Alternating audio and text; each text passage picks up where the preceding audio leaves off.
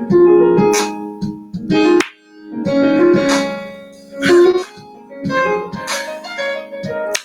evening. Good evening, family. Good evening on the West Coast. Good evening in the Central. Good evening on the East Coast. I am Angela Nirvana, your hostess with the mostest here at the Friends of ADOS TV channel. Yes, bringing you those ADOS hot topics and making the case for reparations some more. Follow on in. We've got an illustrious guest this evening. Oh yes, the incomparable, the incredible, the beautiful Tamara Johnson-Shealey. Oh yes, she's about to get it in, family. She's gonna get it in. She's gonna tell us all about this race. She's running her heart out for the Georgia State U.S. Senate seat, and I'm here for it. Yes, speaking full-chested about our reparations and Black agenda. And y'all know we need her in Congress. Yes, we do. None of this gets done until we got 25% in the House and 25% in the Senate, just like Tamara Johnson-Shealey. And I'm about to bring her up so she can share with you her trials, her triumphs, what it takes to be the best in Georgia for that vote, what she's up against. Because I don't think y'all understand what it takes to be nominated at any level of office. Well, we're about to dig in and find out exactly what it's costing her. This ain't her first race, family. She's been fighting for a while. And we are here for this conversation, this beautiful exchange. We're going to talk about the Democrats, the last debate, Bloomberg trying to buy the election, and what her needs are. Yes, we are. So in a second, I'm going to bring her up. Start your watch parties. Come on in.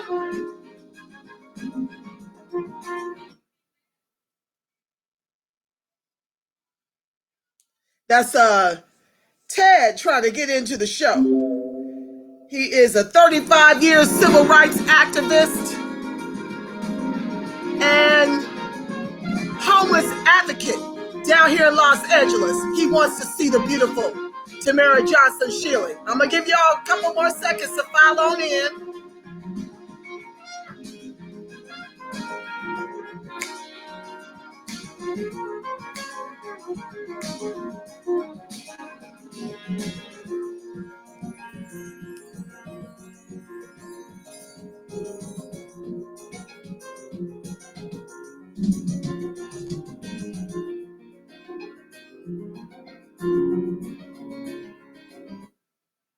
All right now. Everybody wants, okay, so they want to bother me right now while I'm trying to get my show started. Okay.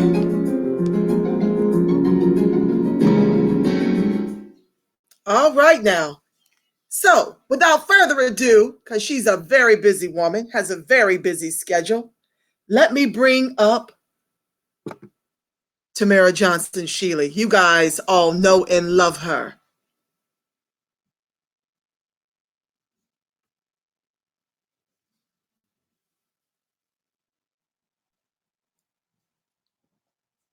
Hi, Angela. Tamara, can you hear me? Yes, can you hear me? I can. I'm going to turn up my volume. Thank you so much for being on the live. How are you, fam? I am doing absolutely wonderful, Miss Angela. How are you? I was just making sure I shared this everywhere that I could while you were talking. Thank you so much. I'm so grateful for you because you know I'm still learning the ropes and how to do that. You know what? Trust me, we all are still learning. And I just thank God for you, sis. I really do. Thank you. Thank you, Floyd Brazil. Thank you for being on the live. I really do. I thank you so much for joining the show. God put it on my spirit that we had to do this show sooner than later because the primaries are on us, and I just needed you on to share what the challenges are. What are you facing down there in Georgia to become our state rep for Georgia? It can't be an easy feat. I see Stacey Abrams having endorsed Reverend Warnock. I think that's his name. And I clown every time they come up in my Facebook feed and do my best to steer people your direction. And of course, I donate to your campaign and quite a few others donate. But I just wanted to hear from you, for you to tell my audience what your challenges are and just the importance of us helping out in every way that we can, especially financially. Yes, I just want to say, first of all, Angela, I want to thank you for having me on your broadcast. And I just want to thank you for stepping up and doing this broadcast, because your voice, your energy, your love for our people is just amazing. So I just want to thank you for just, jumping in and being a representation of who we are and all that we are. So thank you, Angela, first of all. You're so welcome. Thank you for that. Yeah. Thank you. Yeah. So Hi, listen, Drew. Thank you for being on the live. Sometimes yeah. let me know where you're slinging bricks from, family, so I can shout you you love on the show. Go ahead. Yes, yes, yes. So I just wanted to, give everybody an update on the campaign. I am Tamara Johnson-Shealey, candidate for the United States Senate, representing the great state of Georgia, but definitely representing all of America. I'm just, the ADOS movement. I just want to give a big shout out first before we dive too much into my candidacy. I just want to thank all of my ADOS family from across this country that believe in my candidacy, that believe in, this fight for reparations, that are just unrelentless. Like, we're not going anywhere. We're going to stay like on our square. We're going to continue to fight, and we're going to continue to fight hard and fight strong and fight together. So I want to give a big old hug and a big old shout out to our ADOS family, because you know what they are. And I said this just the other day, this movement is the wind underneath my wings. I can't do this without the love and support of this ADOS movement and our ADOS family. So I want to say thank you to ADOS for showing up and showing out. You're so welcome, Oma. And I know I speak for everyone. I just, every time your name is mentioned in anything, there's so much love and support for you, Tamara. And we're with you, sis. Yeah, but this right now in this race. What is going on? So the ground? I am on the campaign trail. Just today alone, just one example, I actually have been working on my campaign video, because of course we got to have a lot of visuals. So I've spent today working on a phenomenal concept, Angela. I'm not going to even spill the beans about how this video is about to touch us in so many ways. So I worked on that today. Every day is either campus or campaign on the campaign trail. So for those of you that don't know, I am finishing up my last semester of law school. Woo! I'll be graduating from Emory this coming May, and just a few more months. So navigating the campaign trail and navigating this last semester, where I'm actually taking constitutional law and I'm taking citizenship and immigration law. So this gives me more of an insight on the laws specific to the Constitution, laws and court cases that have shaped the way we interpret the Constitution. So this class has been phenomenal. I've really enjoyed the class. I've learned a lot about, where we are with and how we need to navigate as far as getting change in this country. So listening to these different court cases and understanding how this has literally shaped this landscape of this country has been amazing. And the citizenship and immigration class that I'm taking, Angela, that class is really helping me to understand these visas that are being issued, who they're letting into the country, how they're defined. So it's really giving me insight, because ADOS has to be defined in the law. This movement has to be defined in the law. So looking at the way they navigated immigration is helping me to really shape my thinking and find specific ways to get done what we need to get done. So this fight is it's all we have. It's all we have, Angela. Yes, indeed. Now, when you're studying the immigration laws, do you find areas where you can see where we're being cut out of the equation? Because we had a wonderful meeting last night, general meeting with ADOS SoCal. Had a Mhm. beautiful sister show up named Amelia, and she's going to come on the live next week. I'm hopeful for Monday for a special edition because we dug through Prop 13 and we found so many holes in it, so many unanswered questions where we're concerned about this $150 billion measure that they've kind of repackaged under Prop 13, which was something absolutely different prior. And now they're trying to get $150 billion from us to really support gentrification and gentrifying us out of our neighborhoods. Do you find that when you read about immigration law that you see some of the same kind of loopholes in there to support bringing more immigrants into the country over the needs of ADOS? Yeah, I do. I do. And before I say too much specifically about it, yeah, I do see it. I see it. And the case, the book that we're using, we have two books, and I wish I would have bought them in. Angela, Uh-huh. I promise you, those books are literally one book. If y'all could see, literally is like this thick with laws and information. So there's a lot of reading that I'm doing right now just to really navigate like how all of this actually works. And in one semester, I won't get it all, but I just want to, if I can just kind of understand the landscape, and then maybe, we can partner with some other, some immigration attorneys, and we can start partnering with some immigration advocates, so we can kind of really figure out how this all works and how it needs to work specifically for ADOS. Absolutely. Thank you Yeah. so much for that. Yeah. So between the campus and then going back to the campaign trail, it is a lot. Campaigning it takes people, it takes money, it takes time, it takes a whole lot of damn energy. Of And course it it takes everything that I have, and that is literally my life right now. Literally between, like I said, finishing up my last semester of law school and this campaign trail. My thing is, do you have enough support down there? I recently received a phone banking list and script from Mhm. your manager that I Mhm. intend to help make dials um, starting next week. My question to you is, do you have enough people to canvass for you down in Georgia, Mhm. going to knock on doors and things of that nature? Yeah, let's go back a step. You have to understand that. Let me go back, because those of you that don't know, and then I'm going to answer your question. This is not my first run for office. This is actually my fourth run. And literally, if it wasn't for this movement, honestly, guys, I don't know if I could have done this a fourth time. I ran for the Georgia State Senate, just to kind of recap, and then I'm going to come back to your question. I ran for the Georgia State Senate in 2014, 2016, 2018, and now I'm running for the United States Senate now that it's 2020. So I've been literally running for a long time, guys. And I can just tell you that because I take a bold, my agenda has always been inclusive. Inclusive. I'm Black. Yeah.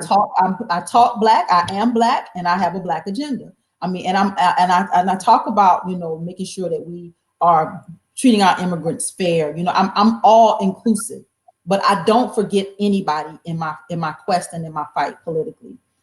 So I've had a hard time here in Georgia, because Georgia is right, but there's some pockets of Georgia that's not ready. They really are pushing. This is the South.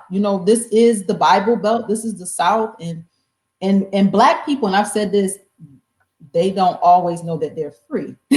So I've struggled politically because I'm not only I have a message and a mission, but trying to get people to really see that when you're in politics, it has to include everybody, and you can't leave out anybody. And I saw Black people along the way being left out of the equation, being left out of left out of policy, just being left out and left behind.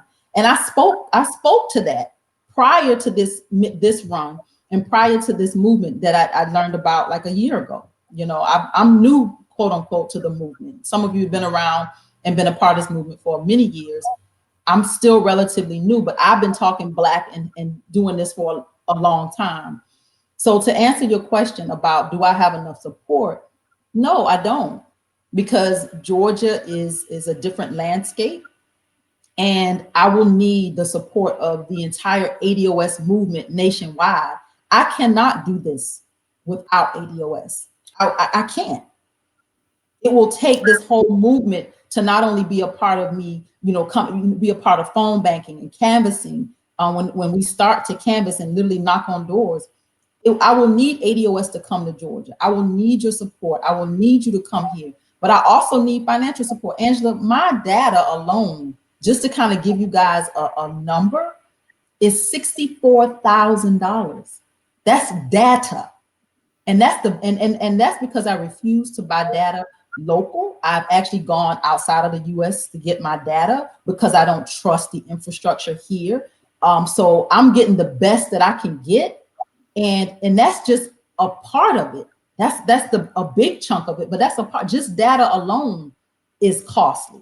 So we're not talking about what it takes to run a statewide campaign. So it takes people, it takes money, it takes all of us, everything that we have literally, Angela, in the kitchen sink, we're gonna have to throw at these campaigns. Not just my campaign, we got Jacory, we got Tara, we got other people that are out here running, that we have to throw everything at it, everything we got at this.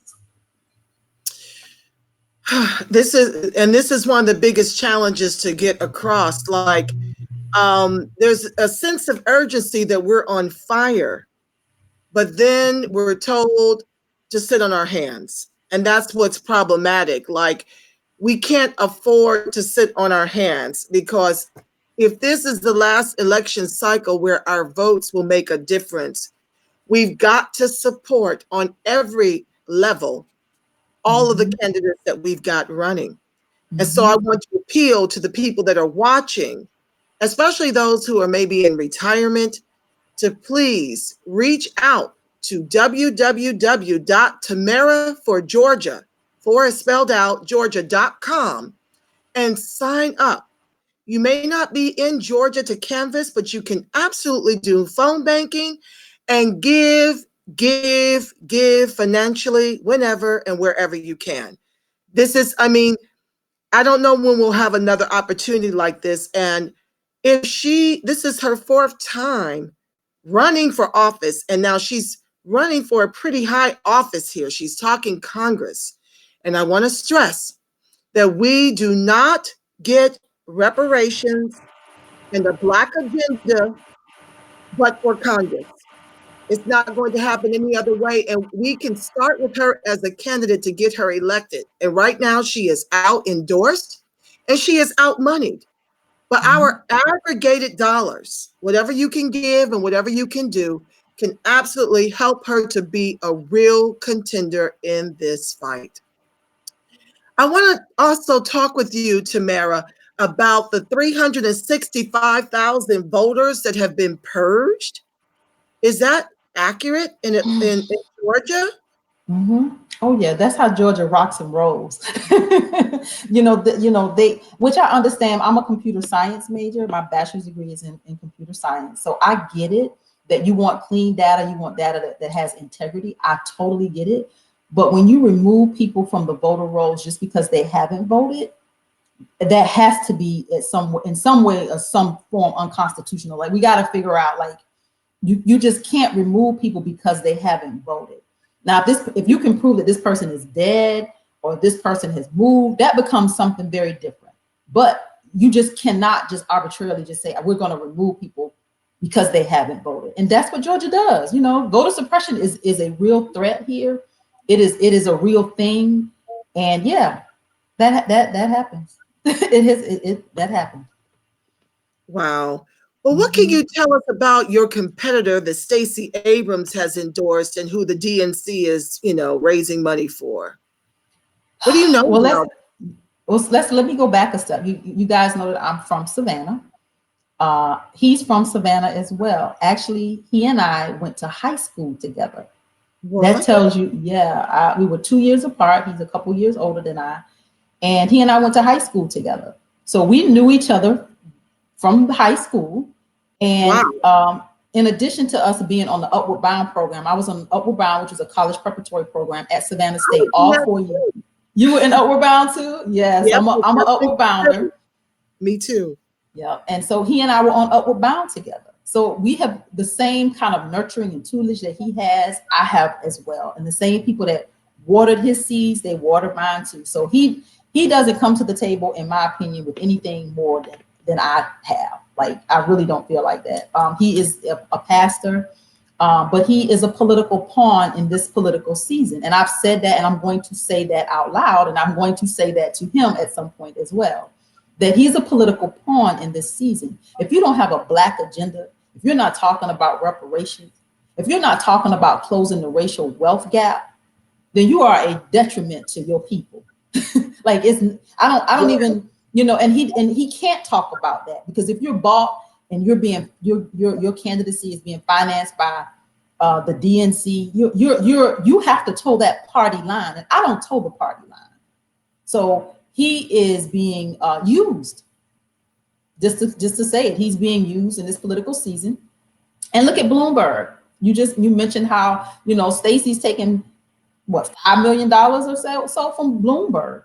This man is throwing around money and making it rain, and that's that's where we are politically, and everybody wants to get paid.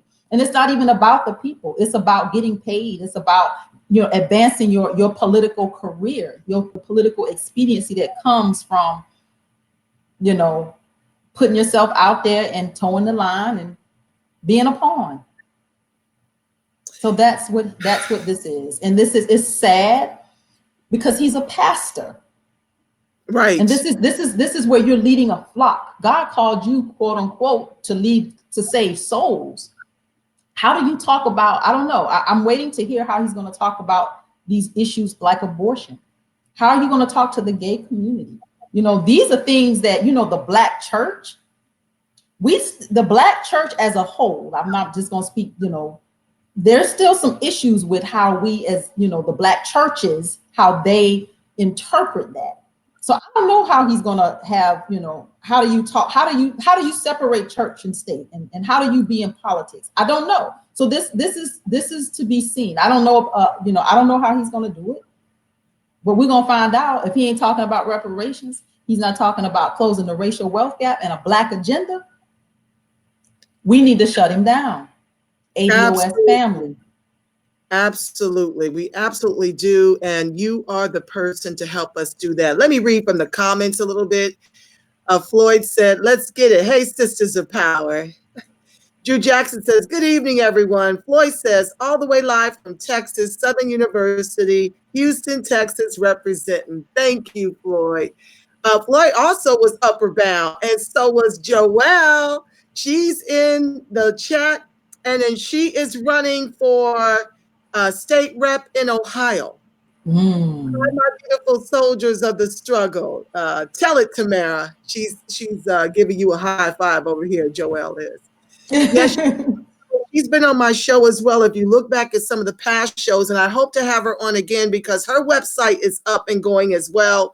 Joelle, if you could put your website in the chat, then I can read that aloud to the viewers. Okay, please put yours there. I'm trying to get everybody paid and elected, because we absolutely need people who are speaking full-chested about our reparations and ADOS agenda. Let's talk about the debates. I saw a little bit of your show with David where you guys were digging into Bloomberg, and I think it was a Bloomberg versus Trump discussion today. I didn't get a chance to really listen to the entire show. I have to go back and do that. But what are your thoughts about having a Republican run as a Democrat when we have a Republican already? So I think it's a game. I think, politics is a sport, and it's like we're the ball being tossed around, and they're playing us. And it's a billionaires big boy sport, and they're going to see which billionaire can come out on the top. And we're the pawns, we're the players, we're the ball that's being tossed around. Bloomberg had his ASS handed to him on that stage. Yeah. It was sad to watch him stand there and just kind of get it's like all he could do. You can't deny anything they're saying, and he just kind of just stood there. I was like, I'm surprised if he would do another debate. I think, why would you do another debate? For what? Right. Do you know he qualified for the next debate? But he shouldn't show up. I would never show up. I would go into hiding. If I'm going to pay off an election, let me just pay and not even try to appeal to the people. Between paying off folks and paying to be in this race and paying to be on that debate stage, just like he's not touring and giving anybody anything tangible to weigh him on, he could skip the debates because he totally set himself back. You know, yeah. I was like, okay, maybe he's talking about something. He was atrocious. It was sad to watch him stand there, and it was like they was whooping on him, and all he could do was stand there. He couldn't deny anything. He couldn't really come back at him with anything substantial. It was sad to watch. You know, David had an idea talking today on the broadcast, Angela, and he was talking about what if Bloomberg took his money and like Florida, for example, and those that have, because they can't vote because they still have these outstanding debts that they owe in the system. What if he paid off that, and which would grant these people now the right to vote? What a way to be transformative with those dollars. Like, if you really want to do something like that. I was like, that is an excellent idea. Absolutely, it would be. But he still wouldn't be a candidate. That's we still wouldn't choose. Look, we still wouldn't choose him. We'll take that money, but we still wouldn't choose him. Absolutely. I mean, I read somewhere he's planning to pay $2,500 to people who will say good things about him in the social media spaces. $2,500 per person to say nice things. You know how many Black folks will sign up to do that? About and be winking their eye like, y'all saw I got that. Y'all see I got this. It was $2,500.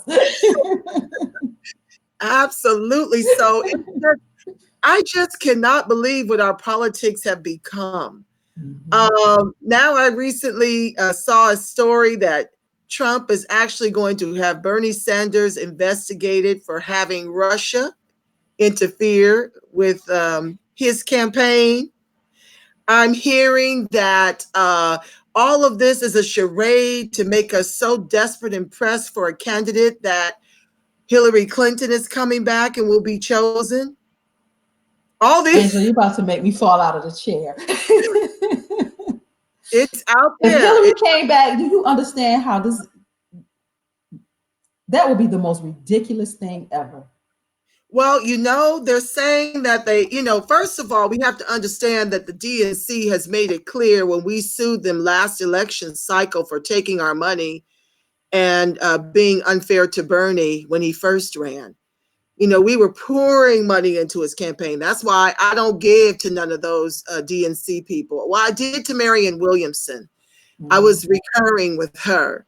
But the rest, I was like, because and I'm sure you know this, that when you pay through, I think it's Blue, what's it called, Tamara? Act Blue. Act Blue. The DNC is actually in control of those dollars and it doesn't necessarily go to the people who you're paying for. And that's what happened with Debbie Wasserman Schultz and why we were hot. We were donating to Bernie, and those campaign funds were being used to help Hillary.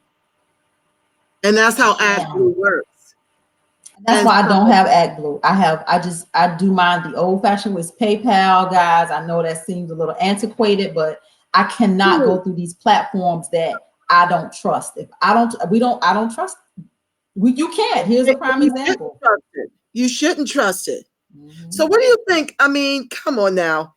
Good and well. I don't know what the trick is up the sleeve. Bloomberg can't, I don't know. Maybe he will ultimately buy this election. But I do believe that this kind of nonsense that the Democratic Party is on is only guaranteeing a Trump 2020. because it's just so many games being played. Bernie Sanders, Iowa. First we had Iowa, and all this That nonsense with debacle. the computers, that it was a debacle, and they said that Mhm. Buttigieg had something to do with that, as did Clinton. Like they bought these systems to tally the votes. And so Bernie is the clear front runner. But did you hear those candidates say in the end that they would be willing to steal the election by way of the superdelegates over the will of the people? And these are the same people that screamed up and down last election cycle when the Electoral College chose Trump over Hillary, who had 3 million more popular votes.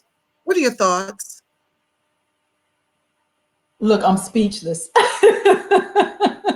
Did you see that debate? You probably were too busy. But in the end, the question was asked, Bernie having the majority, but clearly not the number to win it. Mhm. Each of them was asked, and with the exception of Bernie, all of them said that they would prefer the process to work and basically go the way of the superdelegates, signaling to them to go against the will of the people again. And yet they want to blame Russia. This is the same nonsense that happened when Bernie Sanders ran in 2016. And folks are like, oh, it's Russia, Russia, Russia. Even Bernie, which was surprising to me, because I'm like, I had to give him the side eye like I'm still doing.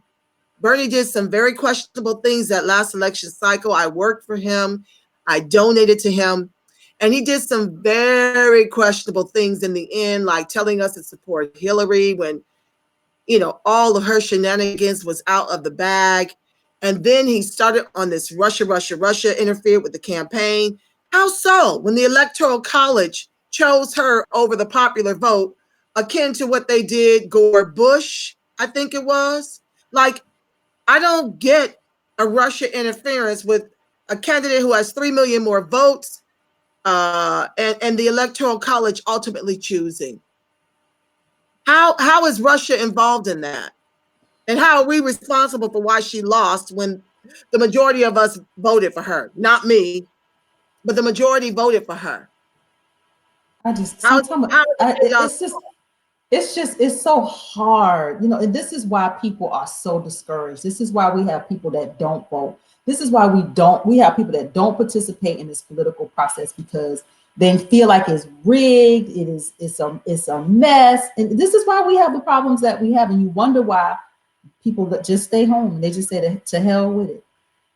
Well, and you don't blame them, because Mhm. ultimately, if you're going to choose the way of the super delegates over, first of all, if he's got the majority of the super delegates, but they said not the exact number. Apparently, it takes a certain Mhm. number of super delegates to win the primary. And if he falls short of that, the others, I don't, if he falls short of that, how would that work, Tamara? If he's got the majority and he's out front and he's got the majority of the super delegates, what do they mean exactly? They Because, need room to do what they want. That's what it means, that they need room to do what they want to do. well, but And this like I is said, where we'll have another 4 years of Donald Trump. we're on the brink of that, because these Democrats are really trying it. And like I was saying, the last election cycle, when we sued the DNC because they channeled our funds from Act Blue over to Hillary Clinton, the DNC literally on the record told the courts that they do what they want to with the party. It's their party. And if they choose to use funds intended for Bernie after promising us they would run a fair primary, then that's their prerogative. Mhm. And so when I hear rumors that Hillary may be elected, if they're making up stuff as they go along and they feel it's their prerogative to do it, it wouldn't surprise me. Well, that's why we got Bloomberg on that stage, because they decided after all these other candidates have dropped out, now we're going to change the rules and Bloomberg can get on the stage. So they're making a literal mockery of the Democratic Party, but they're expecting us to come up and vote. Why? What incentive do people have to get out here and vote at all, Tamara, given the chicanery with the Democratic Party? Can you shed some light on why we should show up at all? Because there's people like me that's on the ballot too.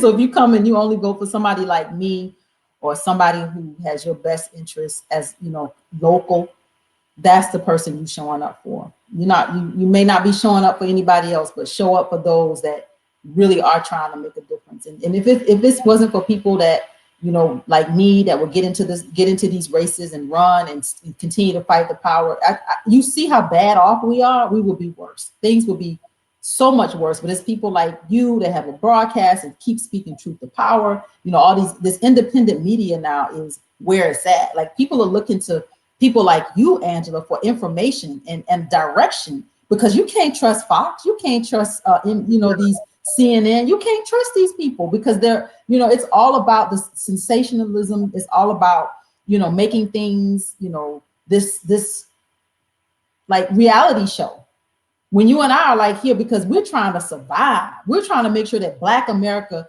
by 2053 ain't completely gone. Like, we're trying to save ourselves. That is why we're fighting politically. So to answer your question, go to the polls, because it's some of us are here for the right reasons, and it's for all of us.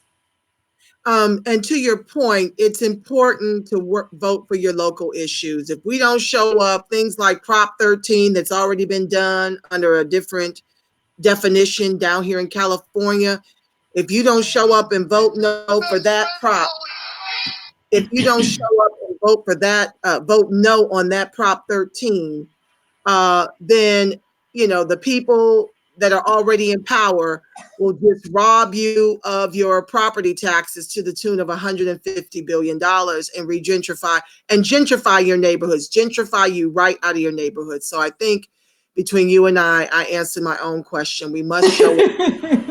So we must. We just don't have a choice.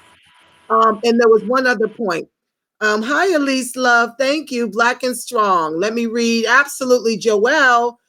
You can support Joelle Jones for Ohio State Rep at www.votejoellejones.com. That's vote, JOEL Jones.com. And Joelle, while I'm on the subject, let me know when you can come back on my show. We need to push to get money into your campaign as well. Hit me up. You know how to reach me. Floyd says, we as a people of slavery descendants are being shut out of a lot of places due to this diversity and inclusion, which replaces us with people that are not descendants of slaves. We must block up and vote together with our best interest. Absolutely. And that's why the ADOS SoCal had a general meeting last night to go through the ballots. I recommend everyone do the same prior to the primary, March 3rd. Get together with your ADOS chapters and go through your ballots and go through the measures on the ballot so that you can be clear how you intend to move as a block. Tamara, before I lose my thought, are you a write-in candidate, or we literally can go to the Georgia polls and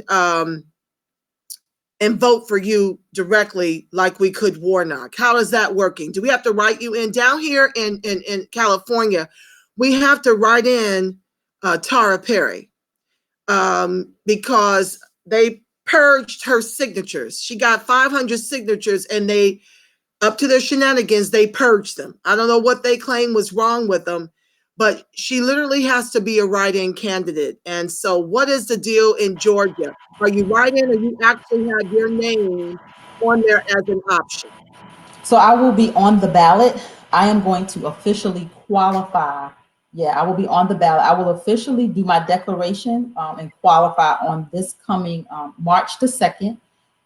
Actually, I've called it National ADOS Day at the Capitol. We're going to get together, those of us that are local ADOS to Atlanta and Georgia, come to the Capitol. We're going to get on the bus. It's actually a fundraiser. We're going to get on the bus. We're going to have breakfast and prior. We're going to get on the bus and go to the Capitol. I'm going to declare and actually qualify, so my name will actually be printed on every ballot in the state of Georgia. So yeah, I am not a write-in. That thrills me through and through. Mm-hmm. Girl, there's an earthquake happening out here. That was crazy. Everything just shook. Wow. Woo, And God. look, it's so funny because it's like it's an earthquake, and you're like, are you used to these things happening? They're happening all the time. Some are just stronger than others, and we start feeling them. So I don't know what that weighed in terms of on the Richter scale. I don't know if that it was mild, but it shook. It shook, and I felt it, and I did a little thing in my seat over here. So understand that earthquakes are going on all the time out here. It just depends on to what degree. So some are stronger than others, but when they're strong enough, you can feel them. I've never been at the center of the quake, but when you're at the center, you definitely experience it, and you'll experience things falling off the shelves. It's crazy to just be in the middle of the just having a show and then the earthquakes. It's happening again. Peace be still. I hate these things. Well, okay. Anyway, I'm back. Yeah. It just they unnerve me. Fix it, Jesus. That's all I can say to that. You know that I can't have no earthquake out here. We got too much to do. You know, we don't have time for this. But anyway, oh my God. Okay. Anyway, like I was saying, I lost my train of thought. So that was three earthquakes in a row? Yeah, it's like it'll rumble and then it'll stop, and then it rumbles and then it stops. So yeah, that happened 3 times already. But we're good. I think it's okay. I'm gonna keep going, till we. I don't. Yeah, just know this. They're happening constantly. They're happening all the time. But as they gain in strength, those are the ones that you feel. So all is well. Peace be still. The show must go on. Okay, so what was I saying before I was? We were talking about that I will be declaring on March the 2nd. Yes, I will actually qualify, and my name is on the ballot. I will be on every ballot across the state of Georgia. Once I graduate in May, across the entire state, and it will be printed on the ballot. I am not a write-in. Georgia has the system is the incumbent's name is first, so Kelly Loeffler's name will be first because she is the quote unquote incumbent. She was the one that was appointed by Governor Kemp. If Doug Collins runs, for those of you that know who Doug Collins is, he sat on the Judiciary Committee and really was during the impeachment hearings, and he was Donald Trump's man, literally, like, trying to just stop him for Donald Trump during the impeachment in the House. So for those of you that don't know the backstory, Doug Collins, Donald Trump told Governor Kemp when Isaacson got sick, because this is a special election. If you don't know, Georgia will have 2 U.S. Senate races on the ballot, so all eyes will be on Georgia. Only a few times in history has this happened, where you've had 2 U.S. Senate races on the ballot at the same time. So this is historical, and this is why ADOS, I get excited because we're in some historical times, and ADOS is on the forefront. So we're going to have 2 U.S. Senate seats up in Georgia. All eyes are going to be on us, and for me to be on this ballot, talking about reparations, talking about, like I said, a Black agenda, closing the racial wealth gap, talking about things specific to us as a people. They're going to hear me. They're going to hear me. They're going to hear us roar. They're going to hear us in a way that, so this is like ADOS now is going to get some very national attention, because if I'm on this ticket, they can't ignore that I am a candidate. Now, I may not get the same kind of press that the others will get, but they cannot ignore that I am a candidate in this race. And like I said, I'm gonna make my presence known every opportunity I get, because there will be debates, they will be televised, and I'm gonna be talking Black and strong, as Angela say. Right. So in Georgia, so Kelly Loeffler's name will be first. Doug Collins, if he decides to run, because I've heard that Donald Trump may be offering him some sort of cabinet position. So if he runs, he will be the second because Georgia lists all of the candidates in alphabetical order. So Leffler will be first because she's the incumbent. The incumbent always goes first. Collins, if he runs, he will be second. If he doesn't run, I will be second because my last name is Johnson-Shealey. Everybody else is underneath me. So either I'm going to be the second person that they see in that race under that incumbent, or I'm going to be the third person.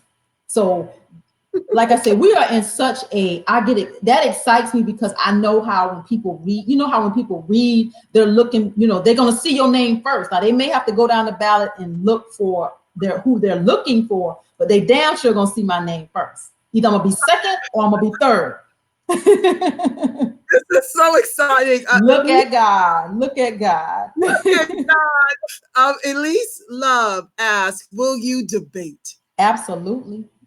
Okay, so there's going to be a debate? There will be lots of debates. There will be lots of televised. There will be lots of opportunities where we will talk about the issues. Oh yeah, this will be big. Yes. Okay. Am I able to somehow stream it live, do a watch party?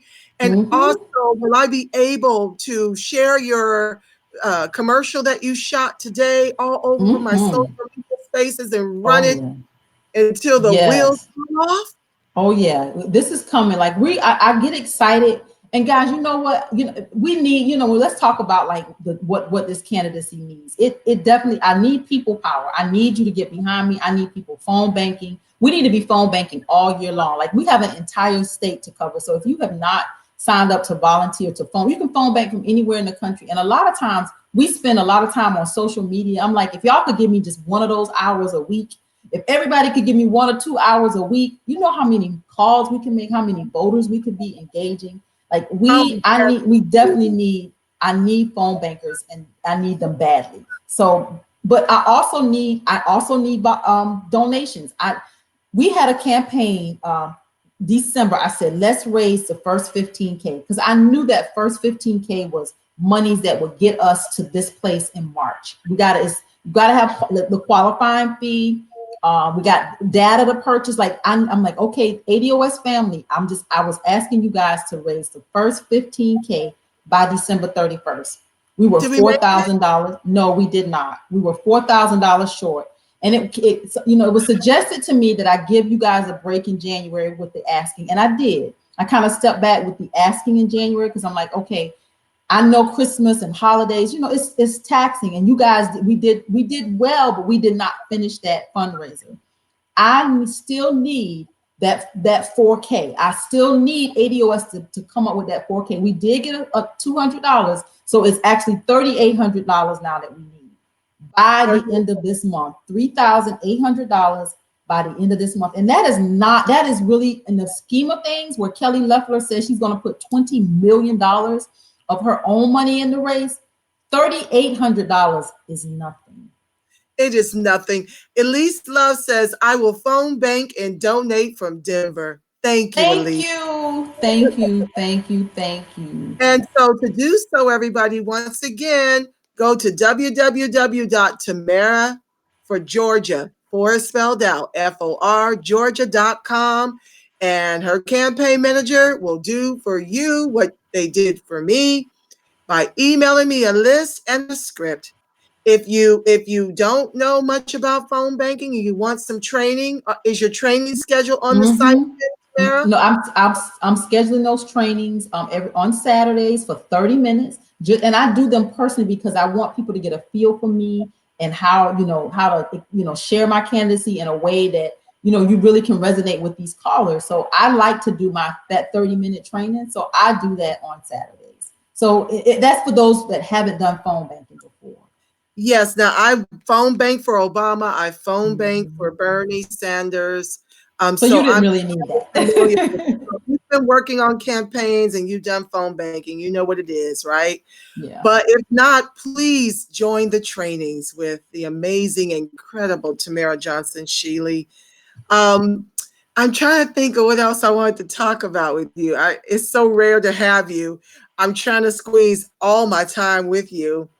I did read something from Tansy that I did want to announce to the family since we're on the live that There is a book that I just purchased because Tansy shared it on the Facebook, and it's called Barracoon by let me just bring it up. But it's by Zora Neale Hurston family.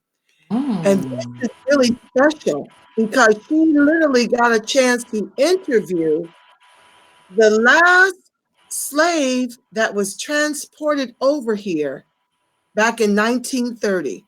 He was Wow. the last living slave to have come over on a slave ship. And this book is called Barracoon. And I just purchased it. Thank you, Tanzi, for sharing it on Facebook. But can you imagine reading this book? And I'm going to pull it up real quick just to give you a little background on it. Hold on one Was second. I You just, think that was his name, Barracoon? Like, what do you? I wonder what that. let me look it up because I just bought it in my Kindle. Uh, Although I'm going to buy the hard copy because I make my daughter read a Black history book, especially during Black History Month. This is New York Times bestseller. Who knew? This was Time Magazine's best nonfiction book of 2018. Let me read more. It is a profound impact on Hurston's literary legacy, New York Times. Okay, I'm trying to tell you what the book is about. Hold on. Just give me a second, family. I'm scrolling. Yeah, I never knew about this book. See in the store.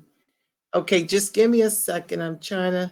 It's Uh, amazing that these stories that will they're so real. That's our story. Like I'm curious to hear now. Like, what is this book? okay. Okay. So let me see. It's 210 pages. Can they just tell me what the book is about? Just let me read. Okay. Here's the foreword. Those who love us never leave us alone with our grief.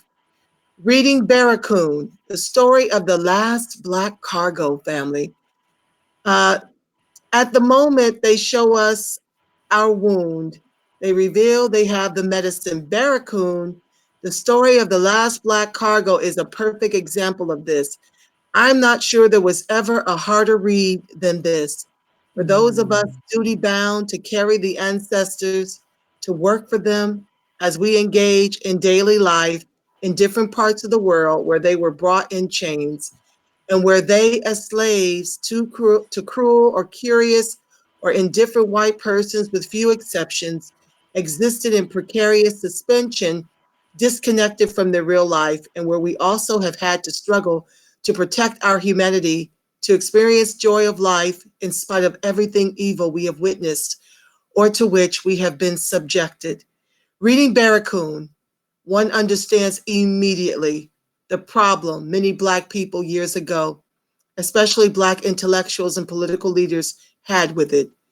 It resolutely records the atrocities African peoples inflicted on each other long before shackled Africans, traumatized, ill, disoriented, starved, arrived on ships as Black cargo in the hellish West. Who could face this vision of the violently cruel behavior of the brethren and the sistren who first captured our ancestors?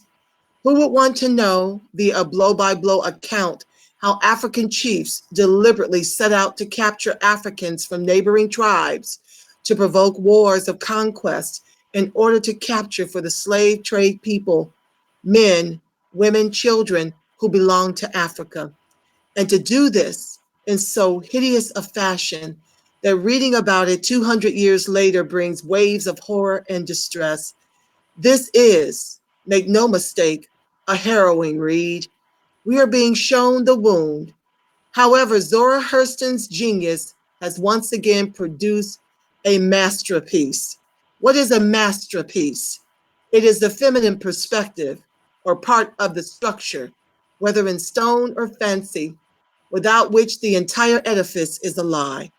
And we have suffered so much from this one that Africans were only victims of the slave trade, not participants. Poor Zora, an anthropologist no less, a daughter of Eatonville, Florida, where truth, what was real, what actually happened to somebody, mattered. And so she sits with Cujo Lewis, Cudjo Lewis. She shares peaches and watermelon. Imagine how many generations of Black people would never admit to eating watermelon.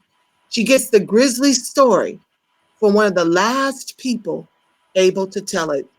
How Black people came to America, how we were treated by Black and white, how Black Americans enslaved themselves, ridiculed the Africans, making their lives so much harder, how the whites simply treated their slaves like pieces of machinery, but machinery that could be whipped if it didn't produce enough, fast enough, machinery that could be mutilated, raped, killed if the desire arose, machinery that could be cheated cheerfully without a trace of guilt. And then the story of Cujo Lewis's life after emancipation, his happiness with freedom, helping to create a community, a church, building his own house, his tender love for his wife Celie and their children, the horrible deaths that follow. We see a man so lonely for Africa, so lonely for his family. We are struck with the realization that he is naming something we ourselves work hard to avoid. How lonely we are too in this still foreign land, lonely for our true culture, our people, our singular connection to a specific understanding of the universe, and that what we long for, as in Cujo Lewis's case, is gone forever. But we see something else, the nobility of a soul that has suffered to the point almost of erasure, and still it struggles to be whole, present, giving, growing in love, deepening in understanding. Cujo's wisdom becomes so apparent toward the end of his life that neighbors ask him to speak to them in parables, which he does, offering peace. I'm almost done. Here is the medicine that through the heart, that though the heart is breaking, happiness can exist in a moment also. And because the moment in which we live is all the time there really is, we can keep going. It may be true, and often is, that every person we hold dear is taken from us. Still, from moment to moment, we watch our beans and our watermelons grow. We plant, we hoe, we harvest, we share with neighbors. If a young anthropologist appears with two hams and gives us one, we look forward to enjoying it. Life, inexhaustible, goes on, and we do too, carrying our wounds and our medicines as we go. Ours is an amazing, a spectacular journey in the Americas. It is so remarkable, one can only be thankful for it, as hard as that may sound. Perhaps our planet is for learning to appreciate the extraordinary wonder of life that surrounds even our suffering, and to say yes, if through the thickest of tears. That was a foreword by Alice Walker in March of 2018. So Wow. I thank you for allowing me to read that and to share it. Uh, isn't that powerful? My I gosh, recommend this yes. book to everyone. I recommend you get Barracoon. Wait, Barracoon. I want to make sure I got that title right. Barracoon by Zora Neale Hurston. Okay? Make sure you get that book. And I want to thank, okay, oh, we are here to support always, sister, from Floyd. Drew Jackson, we all can become a part of history, a Black woman with an agenda that includes ADOS and reparations. Tamara Johnson-Shealey. And they are absolutely right. Family, do all you can and spread and share this video. We need all hands on deck. Check out Tamara Johnson-Shealey at tamaraforgeorgia.com. Phone bank and donate, donate, donate. We need $4,000 more dollars. Are there any more benchmarks coming up for us after the 4K that we need to project for? Well, we're gonna get there. I don't want to say too much. I just want us to let's finish Let's get this the December. What's our Yes, deadline please. for? What's our deadline? Because I thought we were supposed to do end it of the by month. Yes, before the end of the month, because that is a part of my qualifying fees that I want to make sure that once I qualify that we're like solid, like we're solid. We have something that, like I said, ADOS has given us some foundation. So absolutely. So please, family, share with everyone you know, get everyone you know, all hands on deck to donate, donate, donate. Aggregated dollars is the way we get Tamara to her next benchmark. Let's do this, family, and get her in the Senate. That'll be one down and about 25 more to go. Anywho, let's do this and eat this elephant one bite at a time by getting Tamara Johnson-Shealey elected. Thank you so much, Tamara. I'm going to be filling out my phone banking schedule this week and hitting the phones hard. When my daughter is in the care of her father this week, it'll give me more space and time to do that. And it's a privilege to work on your behalf. And I thank you for everything you do for the ADOS movement, because that includes me and my daughter and so on and so forth. So thank you for joining the live. We love you. We appreciate you more than we have the words to convey. And ADOS, we are here. Is there any word? I'll let you have the last word before I pray us out. Thank you, Angela, again for giving me an opportunity to be on your broadcast. I thank you, ADOS family. I thank you, all supporters. This is not for me, this is for us, and this is all of us. And I just want to say I thank you and I love you sincerely. And you guys know I have to put my prayer protection over you. If this is a part you're not here for, you can sign off now. But it gives me a peace of mind to tell you that the light of God surrounds us. The love of God enfolds us. The power of God protects us. And the presence of God watches over us. Wherever ADOS and its allies are, God truly is. I love you, Black. I love you, Strong. Tune in this week for a special edition about Prop 13 and why we are recommending that you vote no. And next Saturday, I have an illustrious guest, Shirley Huzar from Urban Game Changers. She's going to be talking with us about the Freedmen's Bureau Bank. You've got to tune into that. You will not believe how Lincoln gave us our 40 acres and a mule. They assassinated him, and then Johnson took it away and gave us a bank that we poured all of our money into, only for Congress to put people in charge to rob us of that income and decimate the bank. And then the Union troops pulled out and left us to our own devices under the boot of our oppressors, the Confederates. And that is how we got 150 years of Jim Crow. So please stay tuned. I'll be promoting all through the Facebook for the special edition and that very special show with Shirley Huzar. And until next week, family, you make it a beautiful, God-inspired rest of your evening and weekend. I love you, Black. I love you, Strong. Mwah. Ciao for now. Thank you, Tamara. I'll be in touch with you. All right. Thank you. Have a good night, everybody.